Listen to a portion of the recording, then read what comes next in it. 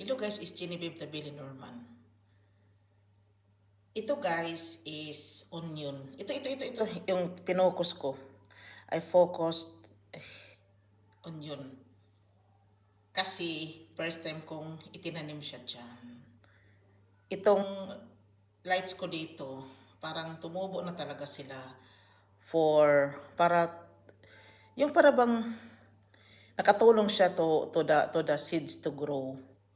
Dito ko to natuklasan. Onion ba guys, yung spices onion, ano ba?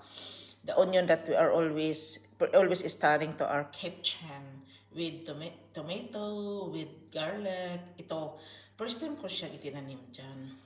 Masaya ko dahil tumubo siya. I experimenting a lot about spices here in Sweden. Kasi taka ako. I'm really amazed. Taka talaga ako sa mga tao dito. Sa totoo lang. Ako talaga yung naguguluhan, nagtataka, natatawa. Guys, dito na lang ako. Maraming salamat. Bye.